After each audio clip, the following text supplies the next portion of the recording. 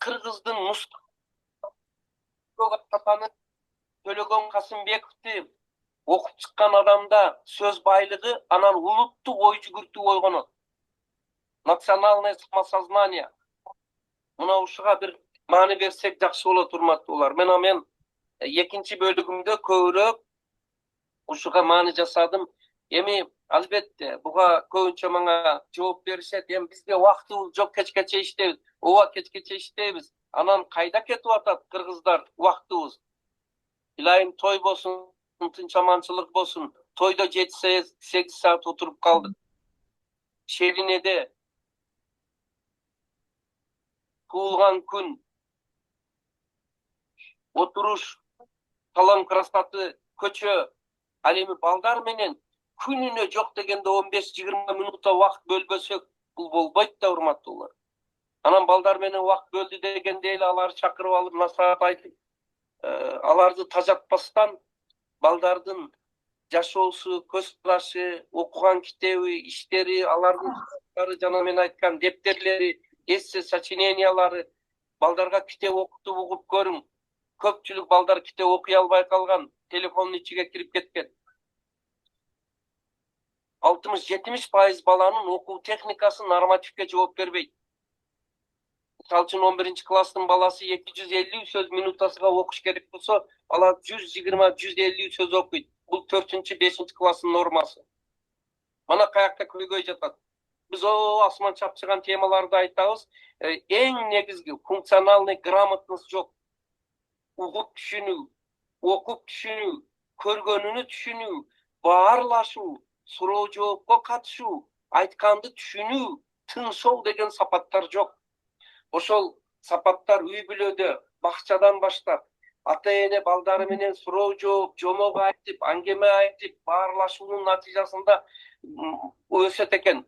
Анан Нургүл, сиздин тапшырма боюнча азыр мен Барашевдин тажрыйбасын айттым. Белоруссиядан, анан Япониядан дагы бир тажрыйбаны айтайын. Япондор балдарды мектепке даярдаганда эң биринчи даярдаганы адамды уга билүүгө даярдайт экен. Умение слушать человека. Укканын түшүнүүгө даярдайт экен. Бизде ошо, мана бир мисал айтайын, класста 30 бала отурса, мугалим сабак өтсө, кайта ошо өткөнүнү кайтып сураса, 3-4 бала жооп берет, кол көтөрөт, калганы жооп бербейт, анткени алар уга билбейт. Угуп, эшитип, түшүнбөйт. Мына чоң проблема мына жакта жатат. Албетте мен айтып жаткандар азыр элементар жөнөкөй нерсе болуп эсептелет, бирок жөнөкөй болгону менен чечүүчү маселе. Кээ бирөөлөр муну майда сөз деп ойлошу мүмкүн. Аларга менин айтарым, башталат турмуш майдадан, байкабай аны өзү майда адам. Ошого урматтуулар, жанатан бери мен айтып жаткан үй бүлөлүк китепкана, балдар менен баарлашуу, кыргыз тилиде сүйлөшүү, кыргыз чыгармаларын окуу, балдардын эмгектерини, иштерини алып көрүү, ушуга эми бул жерде көпчүлүктөрү мугалимдер болсо керек, энелер мектебиде шуну ата-энелерге айтыш керек. Билип коюңуздар, биз мугалимдикке окуганбыз, дарыгерликке, инженерликке, агрономдукка окуйбуз, ата-энеликке эч каерде окутпайт. Ошол улуу миссияны биз аткарууга туура келет. Bir ayda bir çeyrekte bir жолу çakırıp programmanın negizinde ata-enelерге ата-энеликтин маданиятынын, бала тарбиясынын маданиятын эгер айтсак, менимче өзүбүзгө иштөөгө жеңил болот.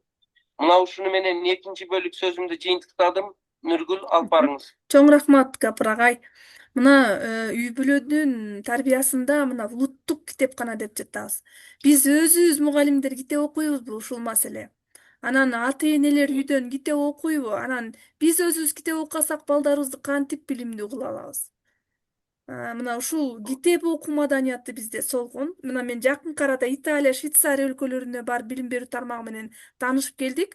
Ошол жергиликтүү улуттун үйүндө дагы ошо жергиликтүү эл менен жакындан тааныштык, ошолордун үйүндө да жаттык да.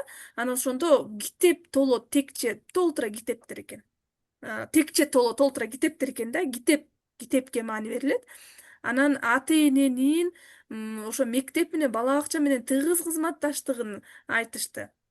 ата энелердин ошо иш чарасына катышкандыгы, баланын өсүп өнүгүүсүнө көңүл бөлгөндүгү бардык жагынан шарт түзүп бергендиги, анан мага ошол балдардын колунан жасалган чыгармачылыгы баалангандыгы, ата эне дагы, мугалим да ошо баланын эмгегине абдан маани берип, жогорку инсан катары сүйүп тарбиялагандыгы абдан таасир калтырды. Чын дилинен мамиле кылган, сүйүү, чыныгы мээримди көрө алдым ошол Италиядан. Анан жөнөкөй эле колдоо бар материал менен, эч кандай расход кетирбестен, жөнөкөй эле колдоо бар материалдар менен дидактикалык каражаттар жасагандыгы, ошону балдардын колунан жасалды деп, ошону даңктап, ошону мактап, ошону менен бала сыймыктангандыгы абдан жакшы таасир калтырды. Анан биз эң негизи баланы тарбиялоодо мамиле маанилүү, балдарга кандай мамиле кылып жатабыз, жүрөгүбүздү ачып жатабызбы, анан биз өзүбүз билимдүүбүзбү деген.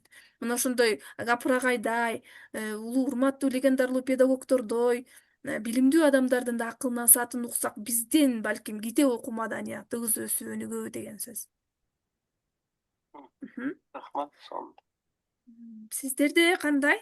Мен Айтыңыз. сөзүңүзгө коштум. Мхм. Мына сиз өтө мына Италия да кайсы мамлекеттерде Швейцарияга бардым. Швейцарияда. Олордун бала тарбиясы мисалыга токтолуп бир үзүм азыр жакшы баштадыңыз, ошолордон кошуп турсаңыз жакшы болот. Ага чейин сиз ойлонуп туруң, мен айтайын. Урматтуулар, мына мен азыр Жусуп Баласагынды айттым. Андан кийин Молдонияз, Нурмолдо, көп да ошо Манастан баштап келдик. Анан кыргыздын мына ушул нукура кыргыздыкты тарбиялоонун дагы бир үлгүсүнү Бектур Исаков деген улуу педагогубуз берген. Ошол Бектур Исаковдун китептерин алып, манастануу боюнча эмгектери бар, сабаттуулук боюнча эмгектери бар. Эми бир ушунчалык укмушта мына биз кээде Сухомлинский, Аманашвили деп суктанабыз. Ол ошолордон кем эмес. Бектур Исаков деген агайларыбыз. Бар болгону өсөр эл өзүнү дагы сыйлайт, өзүдөн чыккандарыны да сыйлайт. Чыныгы элдик мугалим, чыныгы Кыргыз Республикасынын бир эмгек баатырынын бири мына ушул өзү ушул кишиге берилиш керек. Ушундай адамдарыбыздын эмгектерини, ал кишинин педагогикалык капитал деген бир иштери бар. Мына ушуну бир жакшылап үйрөнүп чыксак, менимче жакшы болот. Бул дагы ар бир кыргыздын үй бүлөсүндө боло турган китеп. Мен азыр баягыдан бери бир топ кыргыздын үй бүлөсүндө боло турган китептерди айтып кеттим. Андан тышкары жана Залкар ой мурастары, ой гүлдөрүн айттым. Мына Нуржигит Кадырбековдун сонун китеби бар. Ант деген, Япон кереметинин сыры деген, Мамбет Асандын китептери, биз эмне үчүн китеп окушубуз керек деген китептери. Мына өзүбүздөн чыккан инсандарды, Сулайман Рыспаевдин сөз жөнүндө сөз деген бир жакшы этнопедагогика боюнча сонун китептери бар. Мына Ахмат Аларбековдун түрк ойчулдарынын педагогикалык ойлору деген Залкар китеби бар. Мына азыр мен сиздерге анча өзүбүздөн чыккан, анан мына Кыргызбай Добаевдин Жаңы доор, жаңы заман, жаңы мектеп деген китеби, мына ушундай бир новизна дейт. Ушундай бир китептерди мугалимдер, керек болсо ата энелер дагы окуш керек. Анан педагогикалык адабияттар, мына ошол бул эменин жана мен айткан классик педагогдордун эмгектери, бул мугалимдер үчүн эмес. Ошол ар бир ата эне өзү бул тарбиячы. Мен мисал үчүн дарыгер, инженер, агрономдордун мына Макаренканы, Сухомлинскийди, Аманашвилини, Жусуп Баласагындын китептерини, Бектур Исаковдун китептерини окуганыны көбүрөөк көрдүм. Кайра башка кесиптин деле ээлери. Анан балдарынын келечегини, улуттун келечегини ойлогон ата энелер жөн эле таксист өзү кетип баратат, таксиде айдап кетип баратат. Мен таң калып атам анын окуган китептериге. Ошого урматтуулар, келиңиздер, ааламдашууга адамдашуу менен жооп берели деп бир симпозиумда докладым бар эле, ошону айтып мен сиздерге кайрылам. келиңиздер адамдашуу, ааламдашууга адамдашуу менен жооп берели. Ал үчүн өзүбүздүн улуттук тарбиябыз, өзүбүздүн балдарыбыздын интеллекти, ан сезимини өстүрөлү, ата энелерибиздин педагогикалык маданиятын өстүрөлү. Бул мындай кургак сөз эмес, сулуу сөз эмес. Ушул азыр пафостуу, высокопарный сөздөрдөн эл тажаган. Жөн эле тойдо отурган жерде, ошо шеринеде аяштар менен жолугушууда деле 1 саат жаңылыктарды талкуулап, мода кийимди талкуулагандан кийин эч болсо 15-20 мүнөт бала тарбиясы жөнүндөгү китептерди талкуулап коелучу. Ошондо сонун болот. Бул иштерде силерге жардам бере турган китептердин атын айтып кеттим. Бул боюнча жерлерде эң сонун иштеп жүргөн адамдарыбыз бар. Мына жана менен мага сурап атат, китептериңизди каяктан алсак болот деп. Мына азыр кече Нарындан келдик. Нарын боюнча Кочкордо Махабат Нурайым деген шагиртибиз бар. Ошолордон алсаңыздар болот. Андан кийин Жалал эң сонун иштери ошол Махабат Нурайым сонун иштерди жүргүзүп атат. Ысык көлдө мына эме Нургул Шарапова, анан Арген деген жаш жигитибиз бар. Университетте иштейт. Өзүнүн Кайра жанган өмүр деген китеби бар. Ошо китебин окуп чыгыңыздар албетте. Мына Жалал Абадта Жайнагүл Абдырасулова дегенди айттым. Таласта Салтанат Бейшенова 4-5 күн семинар уюштуруп, ошо Бектур Исаков агай менен жолугуштуруп, энелер мектебини, энелерди агартуу боюнча сонун иштерди жүргүзүп жүрөт. Чүйдө Динара Молдалиевна, Замира Бекташева, андан кийин мына дагы бир Замира эжекейибиз бар, Токмокто Замира Мамбеталиева, андан Диларкан эжекей. Мына ушул сыяктуу ар бир областта, мен эми Баткенди айтпадым, там Нарбүйлөрдү, Курсанайларды, ар бир областта ошондой бир ушул багытта иштеген адамдар бар. Ошолор менен байланышып, методикалык жардам алсаңыздар жакшы болот. Анан мына мен сиздерге дагы жардам бере турган азыр 2 китепти көрсөттүм. Мына ата энелер сиздер үчүн китеби кайра көрсөтөм. Программасы, контент, содержание бар. Жана үй бүлөдө 6 жашка чейинки балдарды тарбиялоо. Анан кийин өзү дасторкондун четини ошо улуттук тарбиянын, интеллектуалдык тарбиянын. Мен азыр эми ушу улут келечеги үй бүлөдө дегенде мен айттым, бүгүнкү көбүрөөк сухбатты мен үй бүлөдөгү интеллектуалдык билим тарбиясыга көңүл бөлөлү. Физика, математика, табигый математикалык илимдерге, тарых, адабиятка, адабий чыгарманы окууга бөлөлү деп. Ошого арнап дасторкон четиндеги университет мына китеби бар. Бул жерде үй бүлөдө ата эне бала менен жумасына 2 жолу, 3 жолу дасторкон четинде сухбатташа турган темалары бар. Мына уну боюнча иштесеңиздер жакшы болот. Андан кийин балдарыбыздын ата энелерге багыт бериш керек, балдарыбызды өзүн өзү тарбиялоого үйрөтүү керек. Мына бул жерде интеллектуалдык, ан сезим, адеп, ахлак, иман, инсаф, дене бой тарбиясыга арналган өзүн өзү тарбиялоо. Бирок балдарды өзүн өзү тарбиялоого үйрөтүү үчүн, внимание, ата эне өзүн өзү тарбиялаш керек. Ашыкча сөз кетпесин, ляля сөз болбосун, ажылдагандык болбосун, олтуруп алып бирөөдү бир туура эмес сөздөр менен айтуу болбосун.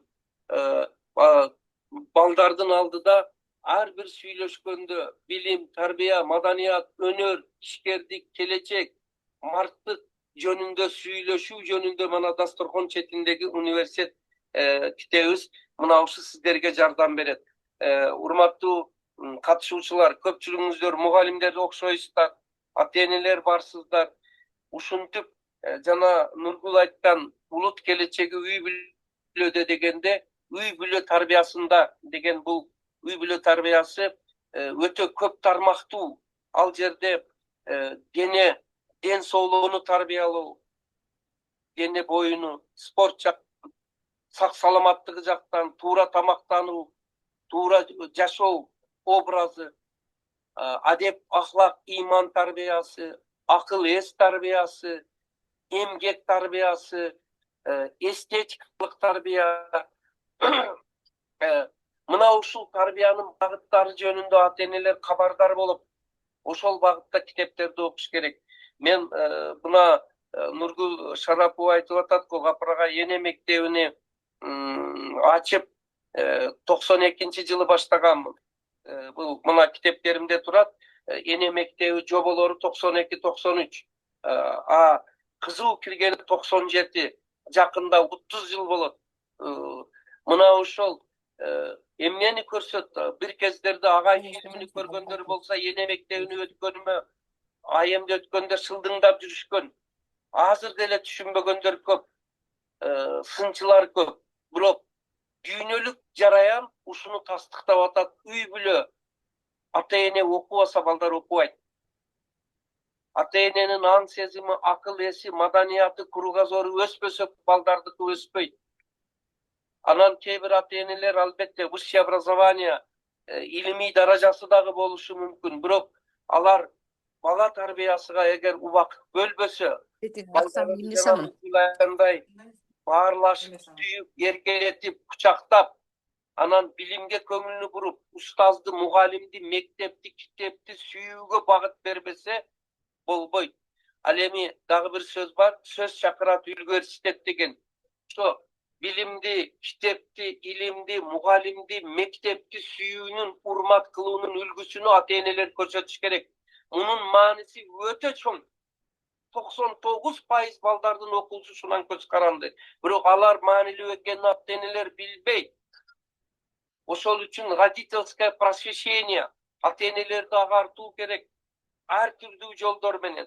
Ал үчүн ата энелер мектеби, жолугушуулар, сабак лекциялар, манамдай Zoom конференциялар, андан кийин ата энелердин үйлөрүнө баруу, жана башка формаларды, ата энелердин конференцияларыны, симпозиумдарыны өткөрүү аркылуу жалпы ата энелердин аң сезимини илим билимге тартсак, ошолор анан улут келечегини чечүүчү балдарды, улут келечегини өстүрүүчү балдарды тарбиялоочулар ата энелер, билип коюңуздар. Ата эне мугалимди сыйлабаса, балдар сыйлабайт. Ата эне китепти сыйлабаса, сыйлабайт. Ата эне мектепти сыйлабаса, сыйлабайт. Мектепти улуу урматтуу устаздар деп мамиле кылбаса, балам таазим кыл, урмат кыл, ал сенин устазың болот дебесе, балдар сыйлабайт. Ал эми сыйлабаган адамдан билим тарбия ала албайт. Акырында мугалимдер болсо айтам, ошол сый урматка татыктуу болуш үчүн мугалимдер дагы өтө күчтүү болуш керек. Өтө күчтүү болуш керек. Мугалимдер дагы мугалим деген атка татыктуу болуш керек. Анын билими, адеби, аң сезими, маданияты, баскан турганы, жүргөнү бүтүн бардыгы учитель, бардыгы сабак берет. Нургүл, үчүнчүсүнү жыйынтыктадым. Чоң рахмат агай, чоң рахмат. Мына ата эненин маданияты, акыл интеллектиси жөнүндө айттык. Агайдын акыл эмгегинин маданияты деген сонун китеби бар. Ушул акыл эмгегинин маданиятында ой жүгүртүүнү өнүктүрүү, акыл эсти өнүктүрүү жана ошол жашоо тиричилик, турмуштук көндүмгө кантип ээ болобуз ушунда жазылган да бардыгы. Азыр мына Кембридж системасы деп жатабыз. Кембридж системасында илимий ой жүгүртүүнү, детальдуу ой жүгүртүүнү, акыл эс интеллектин өнүктүрүүгө багытталган, акылдуу муунду тарбиялоого багытталган методика да. Бул агайдын, Гапыр агайдын акыл эмгегинин маданиятында ошол бардыгы берилген. Адамдын ой жүгүртүүсү өнүксө, жашоосу өнүгөт. Адамдын акыл эси өссө, жашоо образы өсөт да, келечеги өсөт жана мамлекет өсөт дегендей. Биз эң негизги ой жүгүртүүнү өнүктүрөбүз да, анан акылдуу муунду тарбиялоордон мурдун чоң кишилер өзүбүздүн акылдошубуз керек болуп атпайбы? Мына агайдын Дасторкон четиндеги университет деген китеби кандай сонун. Дасторкон четинде биз үй бүлө чогулабыз. Ошондо балага тарбия берүү үчүн ускалуу сөздү сүйлөгөн жакшы экен да. Мына ушундай таалимди, билимди биз ошол ата энелер мектебинен, китептен, ушундай улуу ойчулдардан, агайлардан алабыз да. Анан чын эле билимге умтулсак, билимдүү болсок анан келечек муун билимдүү болмок. Билимдүү болот. Ошону айтмакмын. Жакшы Нургүл, Мгм. бир 2-3 участникке сөз берели, эми Мгм. тажрыйбасын эми бүгүн уккандары жөнүндө ой пикирлерин айтса, бүгүн мана 3 бөлүктө Саламатсызбы агай? сиздерди угалы. Мгм. Ким Саламатсыз. эмне алды? Саламатсызбы Капыр агай? Мен сүйлөп койсом болобу? Ооба, сүйлөңүз Махабат. Динара. Саламатсыздарбы урматтуу ушул бүгүнкү конференциянын катышуучулары. Мен Динара Молдалиевна, Чүй областынан болом. Алгач энелердин мектеби боюнча айтып кете турган болсом, мынакей 2020-жылдан баштап жайылтуу иштеринде жүрөбүз. Биз эмнени байкадык? Эң биринчи кезекте агай мугалимдер жалкоо болуп атабыз. Мугалимдер өзүбүз энелер мектеби боюнча жакшы маалымат алышыбыз керек. Өзүбүз маалыматтуу болуп, окуп, үйрөнүп, анан кийин ата энелер менен иш жүргүзүш керек да. Биз кылбасак аны ким кылат? Энелердин педагогикалык маданиятын көтөрүү деп айтып жатабыз. Аны бизден башка, мугалимдерден башка эч ким жасай албайт жана ишке ашыра албайт. Ошондуктан мен кесиптештериме кайрылат элем. Биз азыркы күндө бир аз кичине жалпоорок болуп атабыз. Мектеп жетекчилери дагы мындай кандайдыр бир деңгээлде жакшы көңүл бурулуп атат. Билим берүү системасында дагы бир аз кичине кемчиликтер болуп атат бул тармакта. Ошого карабастан, билим берүү министрлигинин буйругу чыкканына карабастан, кээ бир мектептерде бул иш кичине мындай бир көңүл бурулбай жатканы өкүнүчтүү албетте. Бирок ыктыярчы мугалимдердин, лидер энелердин ар бир областта бар, мына ошолордун күчү менен иштер жүрүп жатат. Мен айта белем, ушул жерде кесиптештер бар болсо, тарбиячылар бар болсо, ошо жогору жактан карап отурбай, баягы өзүбүз иш жүргүзүп аракет кыла берсек жакшы болот эле. Ата энелерге биз жеткиришибиз керек. Биздин жашоо турмуштагы баардык көйгөйлөр, жаштар, окуучулардын, келечек ээлери болгон окуучулардын жанагындай кылмыштуулукка аралашы, жанагындай ар кандай туура эмес иштерге барышы, ата энелердин өздөрүнүн үй бүлөдө балага көңүл бөлбөй жаткандыгы, мына ушунун баардыгын тең биз ата энелер мектебин уюштуруп, ошол жактан ата энелерге жеткиришибиз керек деп ойлойм да. Болбосо бул жүздөн жүз ата энелерге бул маалыматтарды жеткирүү өтө кыйын. Ата энелердин чындыгында эле кемчиликтери, баягы энелер мектебинде окугандан кийин ата энелер чындыгында эле өзүнүн кемчиликтерин мойнуна алып жаткандыктары бар. Чын эле муну окуш керек экен, билишибиз керек экен дегендей. Ошондуктан ата энелер мектебин сөзсүз түрдө жайылтышыбыз керек. Биздин ошо жашоо турмуштагы баардык көйгөйлөр ошол ата энелер мектеби аркылуу чечилет. Канчалык мугалимдер тарбия сааты өтпөйлүк, коомчулукта, телевидение, радиодо деле тарбия жаатында көптөгөн иштер, берүүлөр болуп атканы менен эң түпкү себеп ошол ата энелер мектебинде болот. Ата энелер мектебин жайылтмайын биздин коомдо өзгөрүү болушу өтө кыйын. Ошондуктан агайыбызга ыраазычылык. Рахмат. Агай бизди убагында ушул агайдын китептерин окуп, агайдын насааттарын угуп, Кыргызстанда негиздеген энелер мектебин негиздеген Капыр агайыбыз бар экенине сүйүнүп, агайдын азыркы күндө китептерин окуп, айткан насааттарын угуп, кабыл алып калышыбыз керек. Урматтуу кесиптештер, Рахмат Динара эже, рахмат. Рахмат. Агайдын акыл эмгегинин маданияты деген эмгеги жакшы кабар. Жогорку окуу жайларында министрлик тарабынан атайын буйрук менен бекитилип, саат катары киргизилди. Биздин Касым Тыныстамов Аскөл мамлекеттик университетине киргизилген. Мен ошондон сабак берем да. Анан эми Кыргызстан боюнча жогорку окуу жайдарына киргизилди. Акыл эмгегинин маданиятында бул ой жүгүртүү, турмуштук көндүмдүн баардыгы ушунда калыптанган, берилген биздин стандарт компетенцияга негизделген билим берүү да ошол турмуштук көндүм, акылдуу, муунду тарбиялоодон китеп абдан жакшы да. Бүгүнкү чогулугушууда көп киши батпай калды агай. Zoom'дун дагы сапаты жакшы болбой калды. Суранат элек агай дагы бир жолугушууга катышып берсеңиз жакшы болот эле. Көп киши батпай калышты да, анан суранып жатышат. Тура берсең болсо. Мүмкүн болсо мен сүйлөп койсом болобу, Нургүл айым? Сүйлөңүз, анан сиз. Саламатсыздарбы, баарыңыздарга кутман кеч. Сиздерди көрүп турганыма аябай кубанычтамын. Капыр агай, сиз менен сыймыктанабыз. Сиздин ушунчалык билимге, бизге болгон артыкча жаш мугалимдерге, жаш ата энелерге, баардык ата энелерге болгон билимиңизди бөлүшүп атканыңызга аябай кубанычтабыз. Мен өзүм Бишкек шаарында номер 93 жалпы мектебинин англис тили мугалимимин. Азыр бере турган суроом мугалим катары эмес, ата эне катарында бергенге өзүм жалгыз өзүм жаш ата энемин. Эки баланын ата энесимин. Азыркы учурда мен апа болгондон кийин менде жоопкерчилик көбүрөөк башталды да, эмнегедир.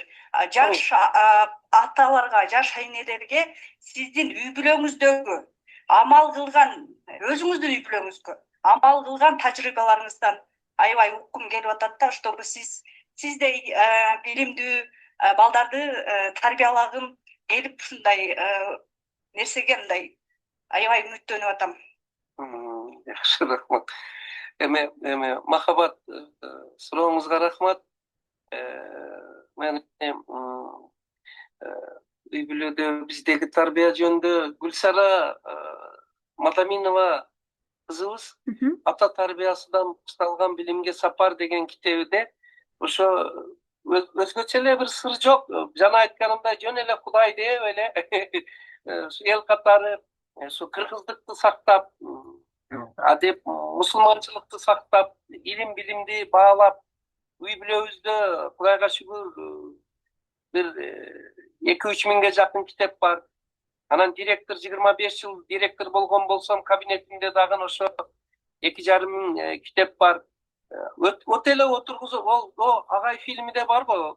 Балдарымды өтө эле отургузуп алып тарбиялашка колунда анча бошобой эле. Алар ошо менин иштеп жүргөнүмдү көрүп эле илим билимге кызыктуу окшойт. Анан бул жерде чоң эмгек апасы товар эжекейде ошол апасы тарбиялады деймин. Мен бар болгону ошо китептеримди жазып багып бердим. Эң башкысы үй бүлөдө жакшы ынтымак, иман, инсап, анан кийин кичпейилдик, жукунулук болсо, Кудай кааласа балдар жакшы өсөт. Махабат, балдарыңыз өмүрлүү болсун. Сизге жакшылыктар каалайм. Рахмат, Назгүл Рахмат агай, чоң Рахмат. ыраазычылык, ийгилик, Талмасов агай. болуңуз, чаңчабак. Талмасов агай. Мен Назгүл чай. Кандайсыз агай? Сиздин үнүңүз угулбай жатып. Мектептеги баардыгы Динара менен байланышсаңар, дагы көп маселелерди ушу Динара эжеке аркылуу алсаңар болот. Чүй Талас Салтанат менен, андан кийин Ысык көл мына Нургүл менен, Нарын, Махабат, Нури, ушу биздин шол жактагы мындай жетектөөчү, биздин ишенген мыкты эл сыйлаган шакирттерибиз да. Мына демеде Токмокто бар, Замира, анан Диларкан эжекей, Жалал Абадта ошто. Шолор менен байланышсаңар, мына жакында Кыргыз телевидениясында берди Айбарчын Кулушева деген, ол өзү Кореяда, Японияда, Европада окуп келген кыз, 2-3 тилди билген шакиртибиз. Ол ошол эне мектеби боюнча, бала тарбиясы боюнча сонун аңгеме берди. Ушундай инсандар менен байланышсаңыздар жакшы болот. Ысык көл албетте Нургүл менен байланышкыла. Рахмат. Назгүл чай сүйлөйм деп атат Гапыр агай. Ысык көл, да, Назгүл чай. Нарын, Ысык көл. Талмасов агай. Салам. Мен сиздин конференцияга башынан аягына чейин катыштым. Абдан сонун нерселер айтылды. Анан мен бул жерден өзүм тажрыйбам менен жанагы Нургүл айым айткан айым жөнүндө айткым келип атат. Эгерде биз айымды баардыгыбыз окуп, билип, мектебибизде, сабагыбызда колдонсок, сөзсүз түрдө азыр бизде талап кылынып аткан 12 жылдык билим берүүдөгү креативдик ой жүгүртүү жана өз алдынча чечим кабыл алууга аябай түрткү берет экен. Мен ушуну айткым келип атат. Анан жана кантип мен балдарымды жакшы тарбиялайм деген ата энелердин баарына өзүм тажрыйбаман жооп айткым келет. Баардыгыбыз эгерде агайдын китебин жакшылап окуп, ошону өзүбүз түшүнсөк, анда сөзсүз түрдө балдарыбызга өзгөртүү киргизебиз. Менин айылымда энелер мектеби жакшы жолго коюлган. Эми буюрса азыр жакшы иштер жүрүп жатат агай. Рахмат. Азамат. Эме биздин Ысык көлдөгү ошо дагы бир жакшы шакирттерибиздин бири Назгүл чай, мен оны ошо тамашалап эркелетип айтканмын. Кымбат деген кыздар бар. Байланышыңыздар туура. Рахмат, Назгүл. Рахмат. Кийинкиси. Кийинкиси.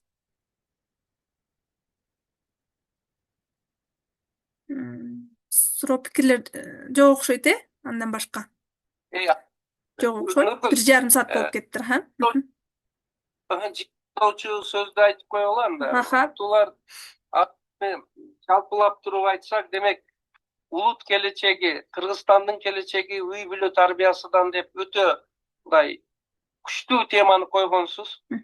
Ошол үчүн мен айттым, илгергилерден айырмаланып мен бир 2-3 дагы китепти кайра карап чыктым, даярдандым. Бүгүнкү сиз туура айттыңыз, эми батпай калгандар болду, башка болду.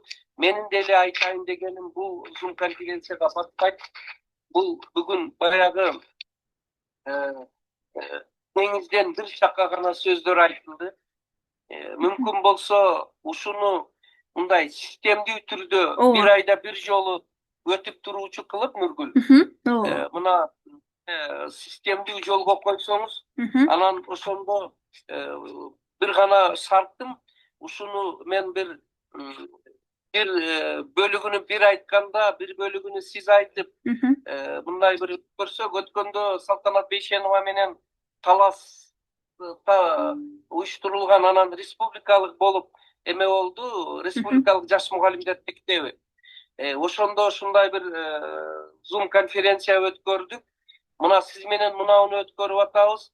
Ушуну Динара эжей сиз да айтып жүрөсүз, молда эме Кудай кааласа чүй боюнча дагы, бирок биз Ысык көлдөн болобу, Таластан болобу, Чүйдөн болобу, башка областтарды чектеп койбойлу.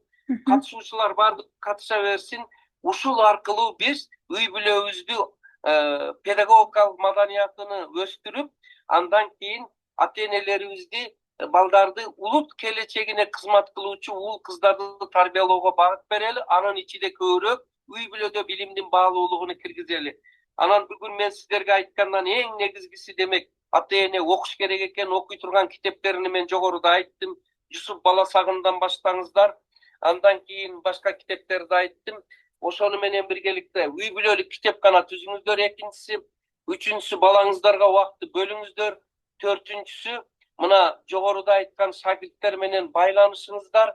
Бешинчиси, мугалимдер, келиңиздер, жеңди шимерип, мына Кудай деп туруп, мына азыр жана башында айтып кеттим, улуттук дем, дүйнөлүк бийиктик, уңгу жол деп айтып атат. Президентибиз, министрибиз көп жаңылыктарды баштап атат. Ошолорго биз мугалимдер, ата-энелер дагы мындай карап отурбастан өзүбүздүн билимибиз менен, тарбиябыз менен салым кошолу. Кудай кааласа Кудай ыраазы болот. Анан акырында сиздерге бир Нургүл жаңы бир жакшылыктуу сүйүнчүнү айтты. Ооба, мен аны айтыштан уялдым эле. Бул жерде университеттин мугалимдери, студенттери эмес деп. Нургүл, сизге рахмат. Дагы бир жакшы жаңылыкты айтайын. Жаңы китебибиз чыкты. Ал китебибиздин аты Үйрөнүү маданияты.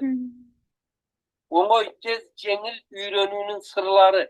Бул жерде үйрөнүү бардык багыт боюнча, билим, маданият, адеп, ахлак, тил үйрөнүү, IT технологияны үйрөнүү, бардык багыт боюнча азыркы жана келечектин чакырыктарына даяр болуу боюнча жаңы китебибиз чыкты. 3-4 күн болду. Кудай кааласа кийинки бир эмелерде булар жөнүндө дагы айтабыз. Ушуну менен эми жыйынтыктайлы. Куттуктайбыз агай. Чоң рахмат. Баарыңыздарга тынчтык, аманчылык, үй бүлөңүздөрдө төрт көз түгөлчүлүк болсун, ден соолук болсун. Кудай дүйнөнү, анын ичинде Кыргызстаныбызды тынч аманчылыкта сактасын.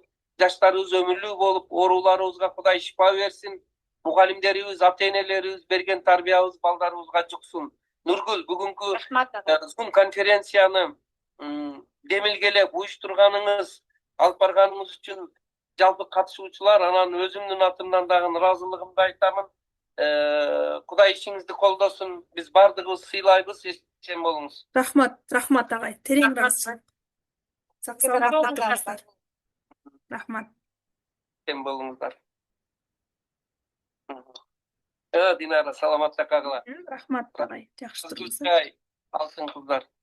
Рахмат. Терең ыраазычылык, атайы убакыт бөлүп катышып сонун маек кылып бердиңиз. Рахмат. Баарыңыздарга ыраазычылык.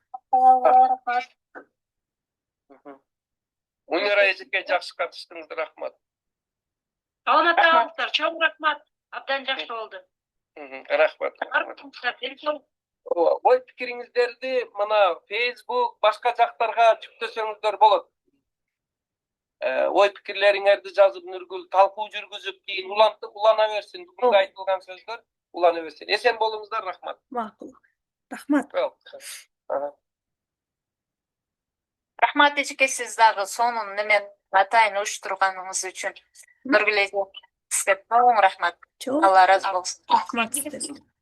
Нургүл эже, жаш болсоңуз дагы жакшы мамлекеттерге барып пикирлериңизди айтып бердиңиз. Чоң рахмат. Чоң рахмат Мунира эже. Рахмат. Чоң рахмат. Үйрөнүүнүн үстүндө бололу. Агай айткандай, китеп окубай калган күнү эле токтоп калат да мугалимдик кесибибиз эң сонун. Бүтпөс экен деп отурдук, бүтүп калды зым. Ийгилик. Чоң рахмат. Дагы уюштурабыз буюрса. Рахмат. Кудай буйруса. Силерге дем күч, солуңуз күч кубат. Рахмат. Бейпилтүү барыңыздарга Сизге таасир. абдан сонун болду. Нургүл эжеке, чоң рахмат. Рахмат. Сизге ийгилик каалайбыз. Чоң рахмат. Кудай сабактарды көп уюштуруп туруңуз. Рахмат.